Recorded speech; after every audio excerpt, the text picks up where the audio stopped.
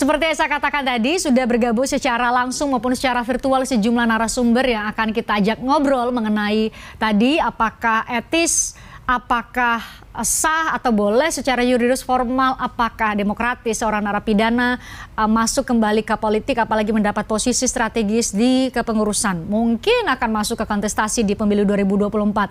Saya perkenalkan terlebih dahulu Ketua DPP Partai Persatuan Pembangunan, Ahmad Badawi. Mas Wowi, terima kasih sudah hadir di Studio BTV. Terima kasih, Christian. Assalamualaikum, terima kasih ya sudah berkenan hadir. Kemudian ada Mas Panggi Charwi, pengamat politik. Ini juga kita harapkan bisa memberikan pandangan politiknya juga. Mas Panggi, kita lama sekali nggak jumpa. Selamat datang, terima kasih sudah hadir di obrolan malam. Senang ketemu lagi Mbak Christian. Ada dua, dalam hal ini adalah P3 atau Anda punya sudut pandang lain yang mungkin punya dampak secara elektoral kepada P3 atas keputusan ini jelang 2024. Iya begini Mbak Christian, pertama Partai P3 kan menjadi perbincangan hari ini. Walaupun Partai P3 menjadi partai papan tengah ya, belum menjadi partai papan atas yang dibicarakan oleh publik. Dan ini akan menjadi sesuatu yang penting karena masyarakat akan memahami, mengenal P3 lebih jauh, lebih dalam. Kemudian nanti kalau mereka senang, ya mereka suka kemudian likability, mereka senang. Naik lagi ke kelas selanjutnya, mereka akan pilih P3 gitu. Kalau dengan standar mereka. Tetapi kasus kita lihat Partai Demokrat misalnya, ketika ada tsunami katakan tidak pada korupsi, kemudian aktornya semua masuk ke kandang korupsi, ternyata kemudian P3 pernah dampak, ada tsunami politik, efek Partai dari Demokrat Partai Demokrat maksud saya waktu itu kasus. Tapi di kasus lain ada yang menarik juga, ketika Pak Akbar Tanjung ya tersangka kasus Bulog kalau nggak salah waktu itu. Ini Partai Golkar ya? Partai Golkar. Terus beliau disanksi pidana, kemudian beliau kalau nggak salah terpilih jadi ketua umum Partai Golkar dan menang pemilu. Nah ini adalah sebuah kompleksitas realitas politik yang kita nggak bisa memahami bagaimana masyarakat membaca sentimen, kemudian membaca citra, membaca populisme, dan kemudian kapan masyarakat menghukum partai politik dan kapan masyarakat mengapresiasi partai politik. Yang saya khawatirkan Mbak Christian, jangan-jangan nanti politisi itu bukan tidak lagi takut sebagai narapidana koruptor, tapi mungkin dia takut sama Tuhan bukan karena itu, karena istrinya melahirkan, mungkin kemudian lagi di atas kapal di tengah jalan, di tengah laut kapalnya mogok kan. Jangan-jangan politisi udah takut di situ, tidak lagi khawatirnya nanti ini nggak ada lagi apa yang mereka takuti gitu. Buktinya masyarakat memahami, kemudian memaafkan karena pelupa dan pemaaf, kemudian mantan napi juga hari ini banyak jadi anggota DPR. Justru Mas Panggi membaca apa tren bahwa publik sendiri dari data-data yang kami tunjukkan tadi ada juga yang kepilih lagi dan bisa comeback ke politik, itu justru kami yang permisif terhadap para koruptor. Ya, itu yang kemudian hari ini hari-hari kita melihat kenapa kemudian masyarakat kok bisa pelupa dan pemaaf. Ya, tidak hanya di DPRD yang mereka kembali comeback ke politik, kepala daerah juga ada. Ada yang mereka ternyata kepilih gitu. Nah ini kalau misalnya Pak Romi hari ini, Gus Romi sebagai Dewan Pertimbangan belum eksekutif yang Kang Owi bilang, pengurus DPP pengurus DPP.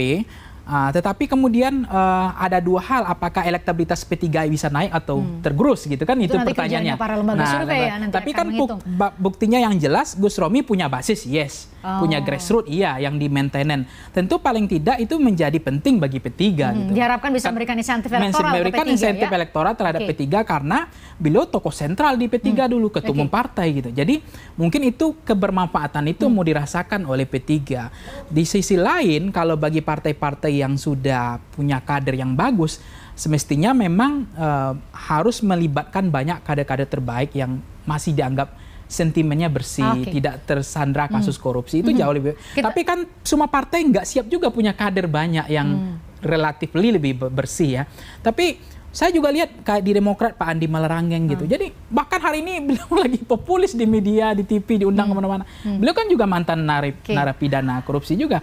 Nah yang kita habis berpikir hari ini Mbak Christian, yang mau saya salahkan apakah pendidikan politik masyarakat kita yang masih tingkat sekolahnya masih banyak, yang tamatan SD-nya yang masih banyak, yang penghasilannya 700.000 ke bawah, kemudian menjadi memaafkan tadi, bahkan kemudian mereka Justru jangan-jangan ketika Gus Romi turun lagi ke bawah, mereka disoroti, disambut pakai pita, pakai karpet. Sementara sentimen kita nggak seindah yang kita bayangkan. Itu menjadi... Jadi gini Mbak Pristian, persepsi kita dengan elit masyarakat menengah dengan persepsi bawah ini jangan-jangan nggak klik gitu. Kita elaborasi soal persepsi-persepsi tadi termasuk penerimaan karena kami juga perlu untuk diarahkan sorotan kepada publik. Jangan-jangan yang salah adalah Anda kembali bersama kami di obrolan malam. Saya ke Mas Panggi. Mas Panggi, secara hitung-hitungan politis terlepas dari tadi ya kita coba pisahkan yuridis normatif ya ada aturannya, nanti itu ranahnya Mas Fadli, tapi Mas Panggi juga mungkin bisa memberikan perspektif. Seberapa besar insentif elektoral yang bisa diberikan oleh seorang Romahur Muzi ketika setidaknya saat ini masuk ke struktural Partai Persatuan Pembangunan? Ya kalau sebagai struktural hanya memberikan pertimbangan atau Dewan Penasehat lah ya di P3 saya pikir belum bisa kita ngukur dampaknya terhadap P3-nya. Tapi kalau beliau masuk nanti memang maju jadi caleg misalnya sudah pasti ada insentif minimal 1 kursi kan.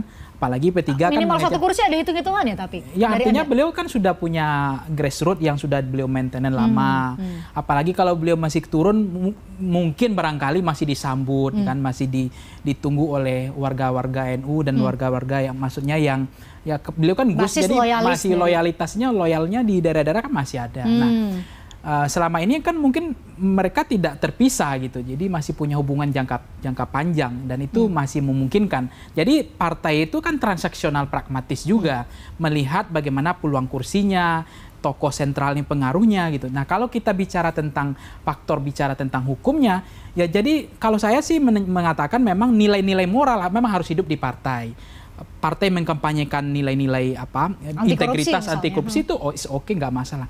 Tapi yang menjadi naif juga aturan hukum kita yang tidak menghukum pelaku koruptor itu dengan hukuman yang berat, itu masalahnya. Apalagi hak politik yang nggak dicabut, kemudian kita menghalangi mereka untuk masuk ke gelanggang politik kan nggak nyambung. Jaka sambung kok nggak nyambung gitu. Yang ngatur itu ya perangkat hukum. Perangkat hukum itu tautannya ya artinya fitur hukumnya yang harus menutup kanal mereka, menutup akses mereka untuk tidak boleh lagi terjun ke dunia politik. Nah ini perangkat hukumnya tidak mengatur, tidak kena oleh jeratan itu. Itu makanya kalau kita larang, gimana cara melarangnya? Karena kita nggak ngerti hukumnya, nggak menghukum dia berat gitu. Mas Fadli, apakah ini yang menjadi celah yang yang bisa digunakan oleh entah itu partai politik atau oknum untuk bisa kembali comeback ke politik karena memang ada celah hukum menurut Anda? Mas Panggi diberi pertanyaan yang sama dengan konteks saat ini, fakta saat ini bahwa masih ada juga atau kemudian kami publik memilih juga dan memberi kesempatan kedua kepada para pejabat publik yang sudah melakukan tindak pidana korupsi. Menurut Anda harus ada aturan ajak yang mencabut hak politik kalau memang itu terbukti? Iya, memang dan mengenai korupsi. Itulah kemudian kita ini kan nggak boleh negara ini terus berasumsi ya kan. Berpersepsi kemudian beropini, tapi negara yang punya rute traik hukum gitu. Nah perangkat hukum itulah yang harus keras terhadap tindak pidana koruptor, sehingga kita nggak berdebat berat kayak begini karena sudah ada sanksi yang berat untuk misalnya sekarang kan Indonesia dianggap penegakan hukum 45% buruk ya, kemudian pemberantasan korupsi 33% semakin memburuk. Nah itu kan soal sentimen opini publik masyarakat, itu hasil survei kita. Artinya memang harus diperbaiki itu adalah bagaimana tidak memanjakan koruptor ini. Nah, cara tidak memanjakan koruptor kemudian mereka stempel sebagai koruptor itu menjadi stempel yang paling membuat mereka tidak bisa melupakan sejarah hidupnya. Kemudian bukan berarti kemudian mereka bangga sebagai koruptor itu dan terpilih kembali dan masyarakat kemudian saya sepakat juga memang soal nominasi memang varian itu disiapkan oleh partai. Nominasi kandidasi partai yang menseleksi itu. Nah, kemudian diserahkan kepada masyarakat untuk memilih varian yang sesuai dengan seleranya. Tapi kalau partai disuruh berbicara etika, moral, perangkat hukumnya nggak ada, aturan main nggak dijelaskan, MK nggak kuat di situ, perangkat fitur-fitur hukum nggak menangkap sense of krisis politik penegakan hukum kita, itu juga akan menjadi persoalan itu yang saya bilang tadi ke Mas Awi. Jangankan gitu, pengajian aja kalau nggak ada perangkat yang ya ada celah mereka tetap langgar juga, apalagi ini partai politik gitu. Nah, apalagi tidak diatur juga tadi mereka tidak boleh lagi masuk menjadi pengurus partai politik juga nggak diatur. Nah, kalau kita terus berasumsi dengan negara ini terlalu beropini dan soal sentimen nggak bisa. Gitu. Jadi inilah kemudian tugasnya KPK, tugasnya MK. yudikatif di Indonesia itu memberikan sanksi yang cukup berat kepada mantan napi koruptor. Harus gitu. ajak, harus tegas dari putusan pengadilan menurut Anda. Persis. Mas Fadli, Mas Wowi, Mas Panggi, terima kasih sudah hadir di diskursus kita malam ini. Senang sekali ini menjadi bagian dari edukasi politik ya. Kita semua bahwa jadi tahu apa saja yang atau siapa saja yang bakal kita lihat di calon-calon yang kita lihat di kertas suara nanti di 14 Februari 2024. Terima kasih sekali lagi. Saya selalu buat Anda semua. Terima kasih juga buat pemirsa yang sudah nonton kami. Akan kita jumpa lagi besok. Saya Christian Grich. Sampai jumpa. Terima kasih.